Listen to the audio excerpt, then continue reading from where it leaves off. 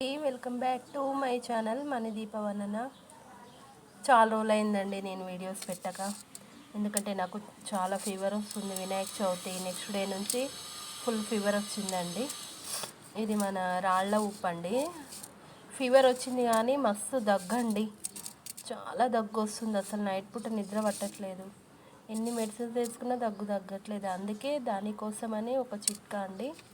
ఇది కరక్కాయ అండి. ఏ ఆయుర్వేదం షాపులలో అయినా దొరుకుతాయి మనకి ఇవి కరక్కాయలు. ఇలా ఉంటాయి కరక్కాయలు. జనరల్ స్టోర్లలో కూడా దొరుకుతాయి. ఒకవేళ లేకుంటే ఆయుర్వేదం షాపులలో దొరుకుతాయండి కరక్కాయలు. ఇవి ఏం లేదండి, వీటిని ఇలా దంచి ఒక 4 ముక్కలు అవుతాయి కదండి. ఇలా ఇలా అయినాక మనం తీసుకొని ఇలా ఒక గల్లుప్పు ఇది ఇలా పెట్టుకొని దవడకు పెట్టుకోవాలండి. పడుకునే ముందు కొంచెం పెద్దదే పెట్టుకోవాలి ముక్కలు. పెట్టుకొని పడుకుంటే చాలా ఉపశమనం అండి దగ్గు నుంచి. రోజు నైట్ అలా పెట్టుకొని ఒక 3 డేస్ 4 డేస్ పెట్టుకొని ఉండండి. దగ్గు చాలా తొందరగా తగ్గుద్ది. ఎన్ని టానిక్లు అయినా దగ్గు తగ్గదు. ట్యాబ్లెట్స్ వేసుకున్నా తగ్గట్లేదు.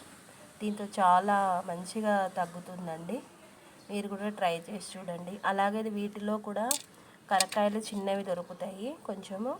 అవి పిల్లలకి మంచిగా రంగరియాలి. కొన్ని వాటర్ పోసి గంధం తీయాలి.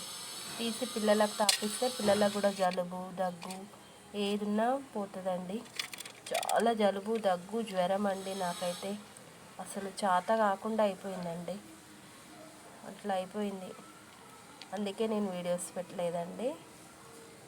మీరు కూడా ఇలా ట్రై చేయండి. మీరు కూడా జాగ్రత్త అండి. చల్లగాలులు జ్వరాలు అన్నీ ఇప్పుడే వస్తున్నాయి కదా, అందుకని.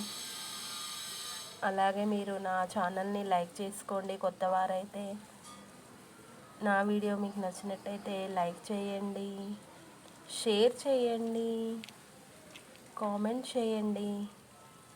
Bye bye.